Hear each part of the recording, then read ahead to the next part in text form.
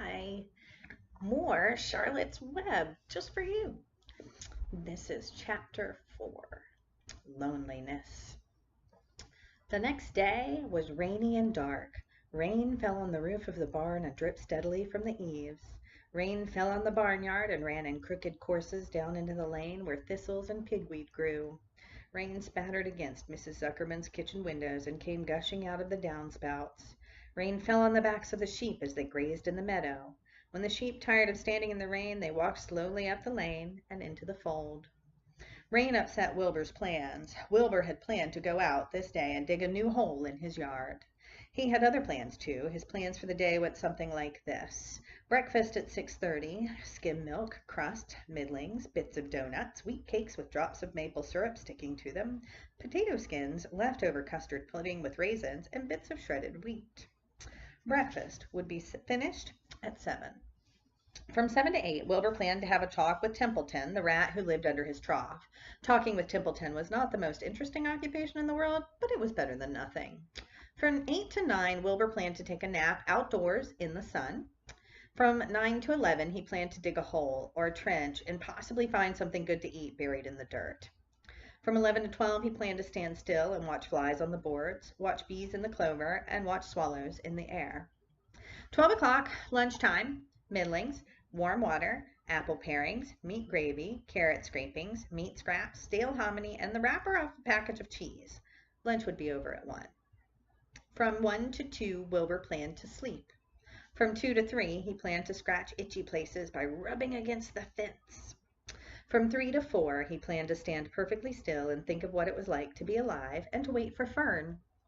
At 4 would come supper, skim milk, provender, leftover sandwich from Lurvy's lunchbox, prune skins, a morsel of this, a bit of that, fried potatoes, marmalade drippings, a little more of this, a little more of that, a piece of baked apple, a scrap of upside-down cake.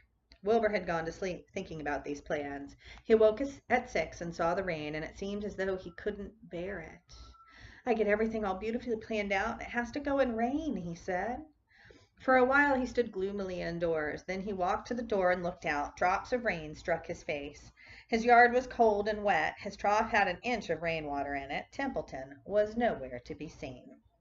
"Are you out there, Templeton?" called Wilbur. There was no answer. Suddenly Wilbur felt lonely and friendless. "One day just like another," he groaned. "I'm very young. I have no real friend here in the barn. It's going to rain all morning and all afternoon, and Fern won't come in such bad weather." "Oh, honestly," said Wilbur, was crying again for the second time in 2 days. At 6:30, Wilbur heard the banging of a pail. Lurvy was standing outside in the rain, stirring up breakfast. "Come on, pig," said Lurvy. Wilbur didn't budge. Lurvy dumped the slop, scraped the pail, and walked away. He noticed that something was wrong with the pig. Wilbur didn't want food. He wanted love. He wanted a friend, someone who would play with him. He mentioned this to the goose, who was sitting quietly in a corner of the sheepfold.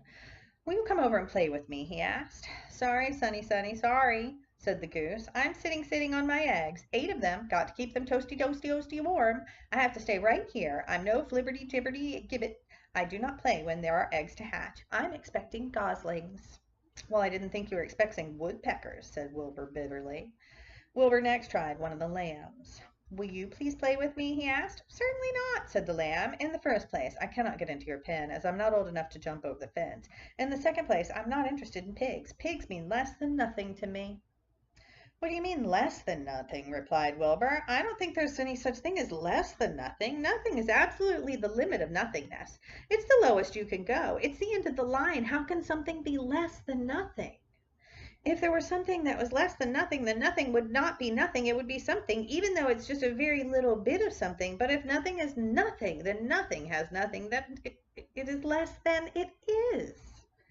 "Oh, be quiet," said the lamb. "Go play by yourself. I don't play with pigs." Sadly, Wilbur lay down and listened to the rain. Soon he saw the rat climbing down a slanting board that he used as a stairway. "Will you play with me, Templeton?" asked Wilbur. "Play," said Templeton, twirling his whiskers. "Play? I hardly know the meaning of the word." Here's Wilbur talking to the lamb. "Less than nothing." "Well," said Wilbur, It means to have fun, to frolic, to run and skip and make merry. I never do those things if I can avoid them, replied the rat sourly. I prefer to spend my time eating, gnawing, spying, and hiding. I'm a glutton, but not a merrymaker. Right now I'm on my way to your trough to eat your breakfast, since you haven't got sense enough to eat it yourself. And Templeton, the rat, crept stealthily along the wall and disappeared into a private tunnel that he had dug between the door and the trough in Wilbur's yard. Templeton was a crafty rat, and he had things pretty much his own way. The tunnel was an example of his skill and cunning. The tunnel enabled him to get from the barn to his hiding place under the pig trough without coming out in the open. He had tunnels and runways all over Mr. Zuckerman's farm and could get from one place to another without being seen. Usually he slept during the daytime and was only abroad during dark. Wilbur watched him disappear into his tunnel. In a moment he saw the rat's sharp nose poke out from underneath the wooden trough. Cautiously, Templeton pulled himself up over the edge of the trough. This was almost more than Wilbur could stand on this dreary, rainy day to see his breakfast being eaten by somebody else. He knew Templeton was getting soaked out there in the pouring rain, but even that didn't comfort him. Friendless, dejected, and hungry, he threw himself down in the manure and sobbed. Late that afternoon, Lurvy went to Mr. Zuckerman. I think there's something wrong with that pig of yours. He hasn't touched his food. Give him 2 spoonfuls of sulphur and a little molasses, said Mr. Zuckerman. Wilbur couldn't believe what was happening to him when Lurvy caught him and forced the medicine down his throat. This was certainly the worst day of his life. He didn't know whether he could endure the awful loneliness any more. Poor Wilbur. Darkness settled over everything. Soon there were only shadows and the noises of the sheep chewing their cuds and occasionally the rattle of a cow chain up overhead. You can imagine Wilbur's surprise when, out of the darkness, came a small voice he had never heard before. It sounded rather thin, but pleasant. Do you want a friend, Wilbur? It said. I'll be a friend to you. I've watched you all day, and I like you. But I can't see you, said Wilbur, jumping to his feet. Where are you? And who are you?